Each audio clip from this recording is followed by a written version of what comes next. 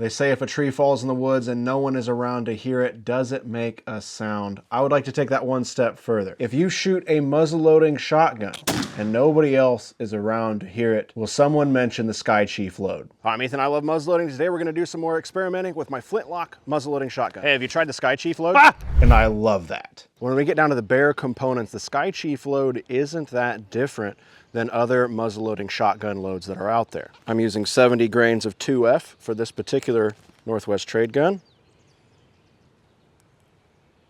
Then we're going to use our hard or thick Nitro card. This is considerably thicker than our thin overshot card. What you can do with these, you can just stick a little hole in them with your knife or with a pin and make it go down a little bit easier. Next, we're going to empty out our shot allotment. I'm using the same volumetric measure, and I'm using 2 70 grain charges worth. Comes out to about 2 ounces of shot, which is a lot, but I'd rather be safe than sorry. I've cut a small nick in the edge of our thin overshot card to help it go down the bore.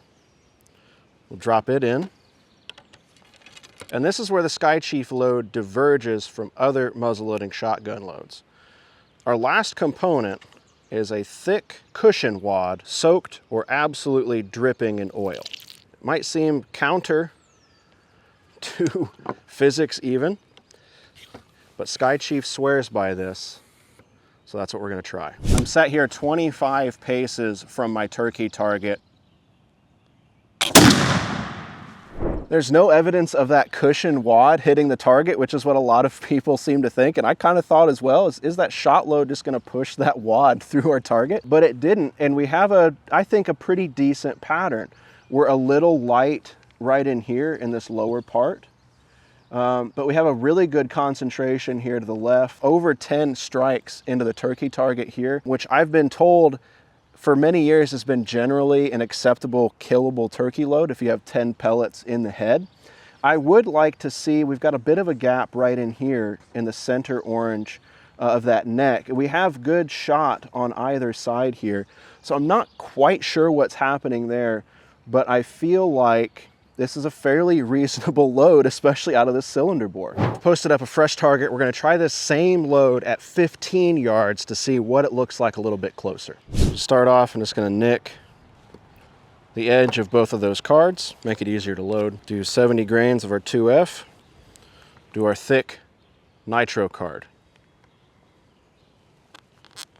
And we'll do our shot, do our thin overshot card. Whoa, just shot my ramrod out. Must not have had enough slit in that. So I've put a hole in the center now to try to help that a little bit more.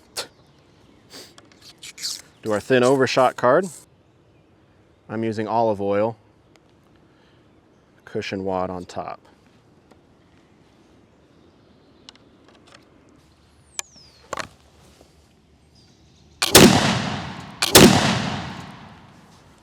Okay, walking up here at 15 yards, look at that.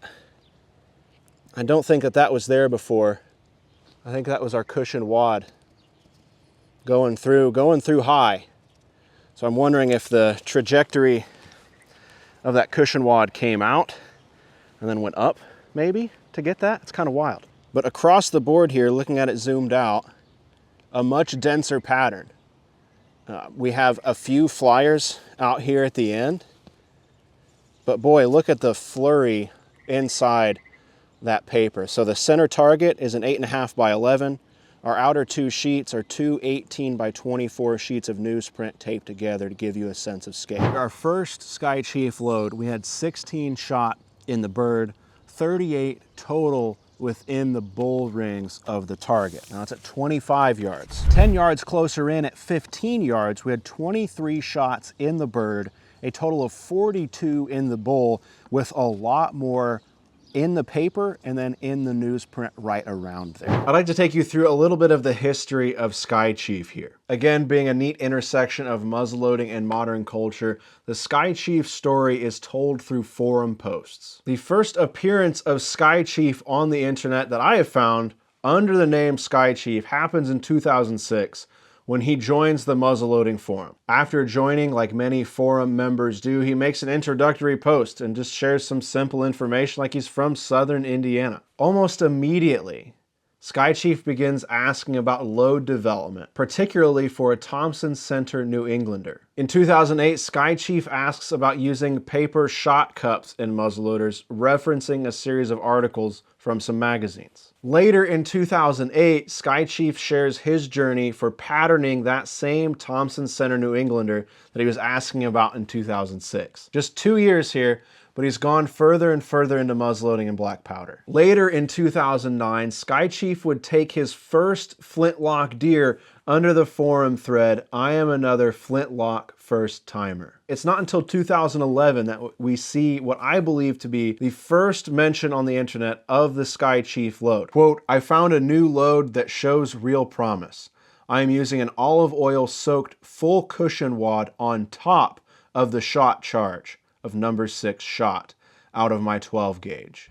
That first post about the SkyChief load received only 11 responses, with mixed skepticism and SkyChief himself defending his idea for this load. Unable to upload his own pictures, he can't upload a whole lot of pictorial proof, and everybody has to take him for his word, and justifiably, I think, when it comes to forums, people are skeptical. That skepticism, though, did not slow SkyChief down, and he continued to share his idea across the forum for years. Each year, particularly around turkey seasons here in North America, SkyChief would share his load again and again, each time drawing in a few more willing testers looking to experiment with something different. As more people tested, more people became believers, and each year the SkyChief load would garner new devout followers. SkyChief load was recognized for its popularity with what can be one of the highest honors of a forum, to have your idea and your post stickied to the top of the forum so that it's one of the first things that people see when they visit a forum.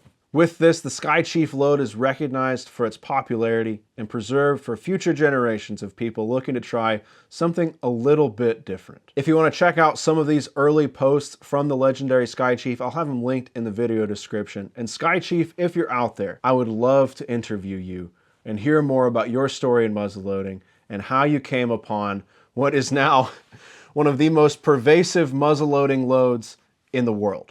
Does the SkyChief load live up to the hype? I think so. I think it's neat. I think the story behind it is neat, and I think its effectiveness in a cylinder bore at shorter distances is pretty neat as well. I think that this is a better pattern than the wasp nest that we've already tried at 25 yards. So I think that there's some validity to this loading method. I'm really interested and I'm really curious about the cushion wad going through the target backer at 15 yards. Something is happening in that last 10 yards that we had at 25 yards where that cushion is able to get out of the way of the shot. At 15 yards, for me at least, in my experiments, it went right through the backer.